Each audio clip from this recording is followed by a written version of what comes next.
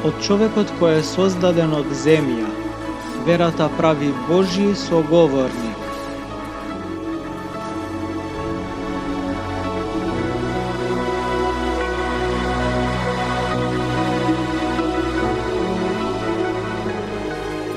Ниеден човек не ги знае Божјите судови. Само Бог знае се и може да суди за секој грех, како што само нему му е познато.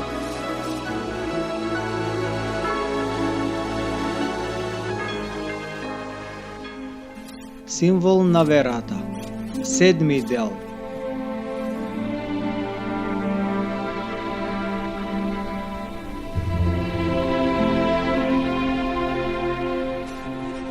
Во 7 дел од символот на верата се говори за второто доаѓање на Исус Христос на земјата.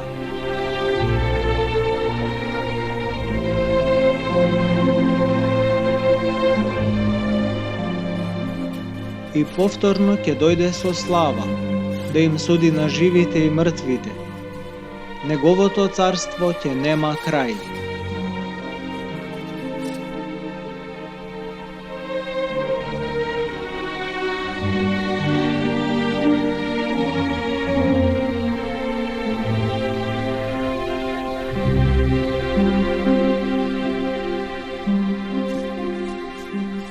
Од самиот почеток на своето постоење, црквата го очекува второто доаѓање на Исус Христос.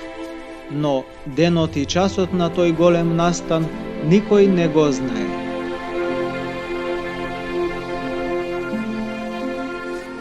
Во деновите на својот живот на земјата, Спасителот на секој начин ја избегнувал славата од луѓето. Тој не станал земски цар, не го освојувал светот со оган и меч, затоа што царството Христово не е од овој свет.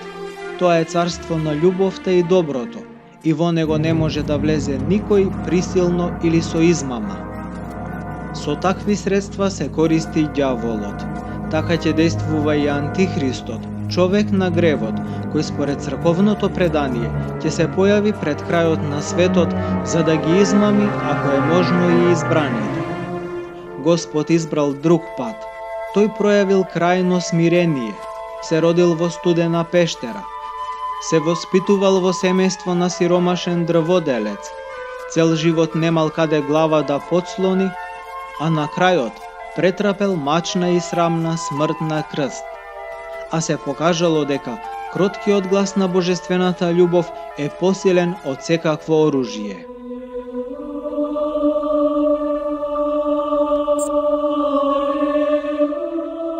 Второто доаѓање на Господ се нарекува славно, затоа што, за разлика од своето прво доаѓање, Христос ќе се појави како цар и судија на светот, во придружба на ангелското воинство.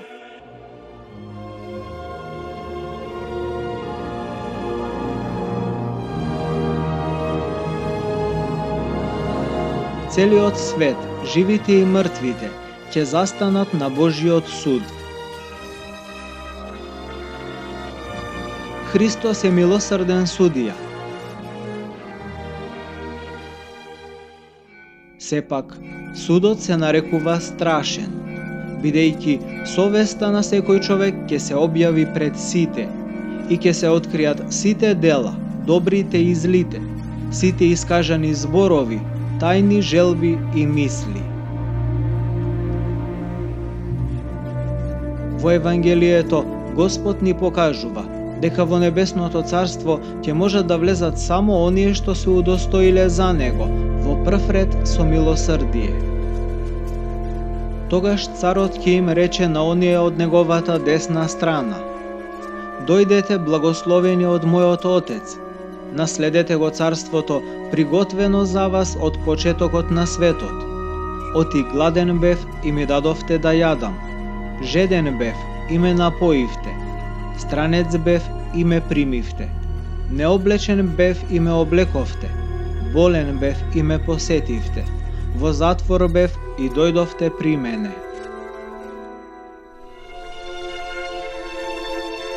Затоа Господ говорел и во проповедта на гората: блажени се милостивите, зашто ќе бидат помилувани.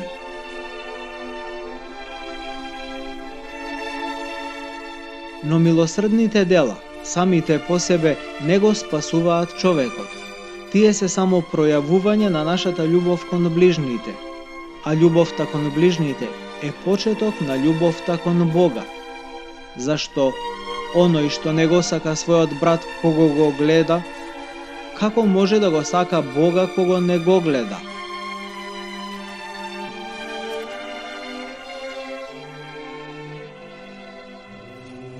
А најобично пројавување на љубов кон ближниот, ако не сме во состојба да му помогнеме со дело или со збор, е неосудувањето. Затоа говори и самиот Господ: не судете за да не бидете судени, зашто со каков суд судите, со таков суд ќе бидете судени. Само Господ ги знае сите околности на животот на човекот, неговите мисли и стремења. Затоа само тој е праведен судија. Осудувајќи го ближниот, ние правиме тежок грев, бидејќи се осмелуваме да му изрекуваме своја пресуда, не чекајќи го Божиот суд. Господ сака сите да се спасат, но сите нема да влезат во Христовото царство. На некои луѓе Господ ќе им рече: не ве познавам од каде сте, одете си од мене сите што вршите неправда.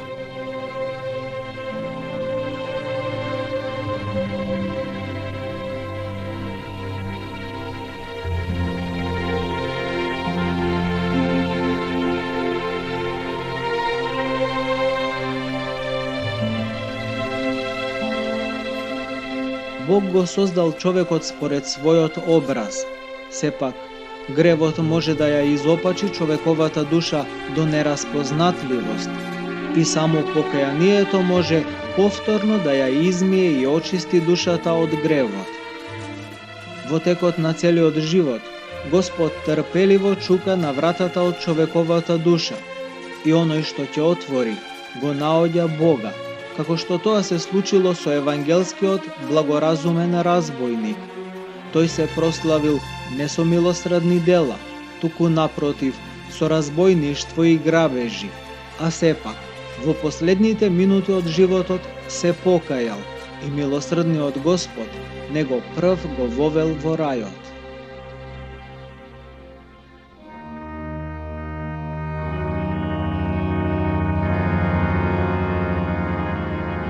Оној што не сака да го послуша Божиот глас, ќе остане насамо со своите страсти.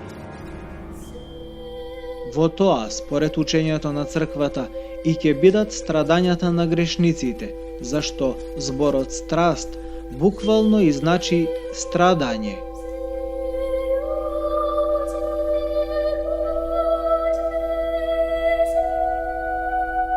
Затоа ние сме должни секогаш да помниме дека ништо не останува напразно.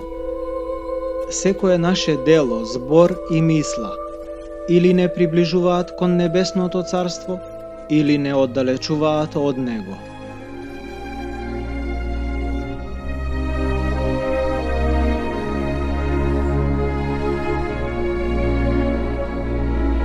За секој празен збор што ќе го изречат луѓето, ќе дадат одговор во денот на судот.